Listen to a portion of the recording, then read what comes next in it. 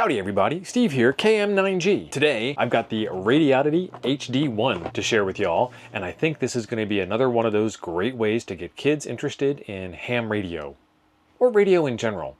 Let's get over the bench, we'll take a look at this, and we'll talk through the whole scenario. I think it's going to be good. You may or may not have heard of the story of how I got my kids interested in ham radio, but I have 3 daughters that are licensed ham radio operators.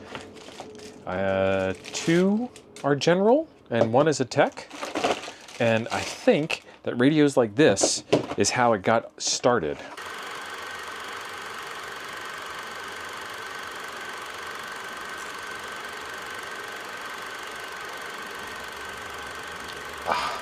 I guess we're gonna have to leave that one on. So real quick, you get 2 sets of screws that go for your 2 belt clips, that go for your 2 radios, which fit into the single charger, which is charged by USB A to C. And you also get one of these manuals, but who cares? This is actually kind of an interesting cable because you can take this and plug this into any USB A source, which means you're going to be charging over 5 volts. Which also means that if you're going to use a USB C to C cable, this isn't a C to C cable, this is a Y cable, it probably won't work because you might not have the trigger cable in there to tell the charging brick that it wants 5 volts. If you're plugging it into the cradle, then you just need to do the 1 because there's only room to put 1. But if you lose the cradle for whatever reason, or if you're oot in a boot in your car, these radios are USB-C chargeable directly, so you can charge them with your car charger. So there's 1 there, and there's 1 there. So that actually makes it really easy to take these radios camping with you so that they can be plugged in and charged on the go. And then if you are a parent, then you already know the joys of having a place for things to go and everything in their place. That's actually a pretty serious charger. It's like a blizzard. So how do these things work to get your kids interested in radio? In my case, I took my kids out camping. 1. Okay, so it's telling you the channel number. I took my kids out camping and I said, you can go as far as these radios will allow you to stay in contact with me. And it was actually pretty interesting because they're like, well, how do I do that? And that got them kind of interested in learning about radio. And so you guys know this. These are FRS radios, so you don't need a license for them, so you don't need to worry about your kids having a license. Are these actually FRS radios? Now I gotta put my explaining glasses on and go find out. Technical specifications, page 3. Section 3, frequency range, FRS, that's what I thought. 12.5 kilohertz, 22 channels, operating voltage 3.7, battery capacity 2.4 amp hours. What does it say? Output power 2 watts on high, half a watt on low. It doesn't say. Yeah, it doesn't say. It says receiving current. So on standby or in reception mode only, less than 410 milliamps. So that'll last a long time, but it doesn't say about transmit power requirements. So I don't know how long they'd last if you're transmitting. Anyway, that's the owner's manual and a really neat segue. Do you like how I did that about telling you about the technical specs? So these are 2-watt FRS radios, and you guys know from a ham perspective how far a 2-watt signal will go on the 70 centimeter band, which is, these are slightly above the 70 centimeter band, but probably are still mathematically in 70 centimeters, if you know the difference, you know. And so like the kids were saying, how do we do this? How do we figure out how far these will transmit? And you've heard that how many fars thing before from my younger brother. So how do you find out? Well, there's a practical way of doing that. I'll hold this one, you take this one and you go ride on your bike and you go 10 feet and you go, hey, can you hear me now?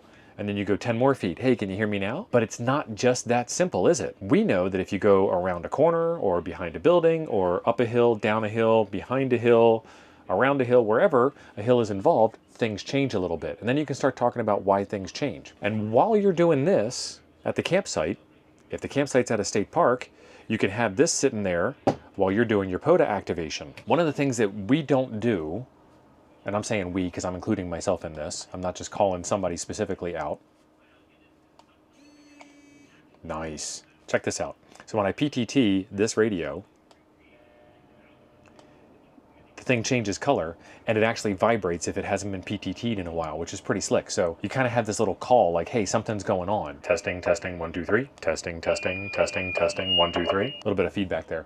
So it's pretty neat to look at those things. So what I was saying is, if you are doing your ham radio thing and something is exciting to you, share it. Like, hey, I just got Japan.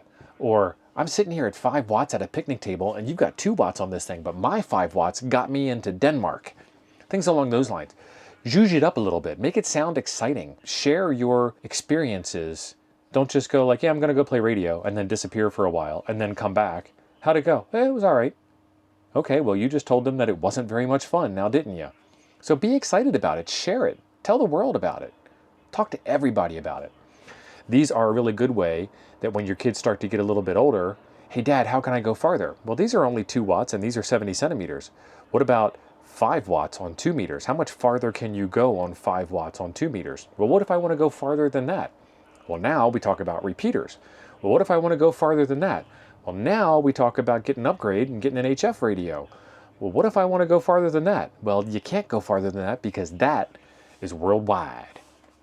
And you can do worldwide communications on a 5 watt radio that isn't much bigger than this. The True SDX, the USDX, the QDX, all these radios that end in X for some reason are extra small and extra portable and still go pretty far because of the frequencies that they're on. And how does that work? It's all about encouragement and excitement and so on. If I'm trying to sell you a car, I don't say this car has 4 doors and seats 5 people and it has an AM FM stereo cassette player. No, I'm like, this car can hold your entire family. It goes fast. You're gonna love it. There's a difference between those 2 sales pitches, isn't there?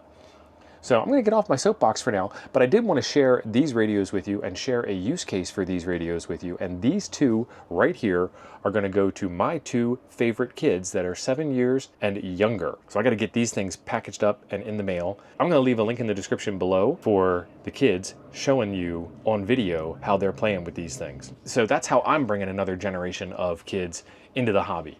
And then this is going to one of my new grandkids so that they can have bedtime stories about how Radio Rick radios for relief. Just all about exposure and excitement and enjoyment. And if you don't have it, then nobody else does. Speaking of excitement and enjoyment, I will leave links for some more info on the Radioddity HD1, the True SDX, the USDX, and the QDX radios in the description down below for you. This year, I'm on a quest to get 100,000 subscribers, and you can help. Right below this video is a subscribe button. Subscribing is free, doesn't cost you a penny. If you do want to send some money in to help keep the channel going, there is a join button right next to that, and that will help keep the good word alive and spread this message to everybody out there. There's a video right over here I think you'll enjoy next. Thanks for being awesome. I'll see you over there.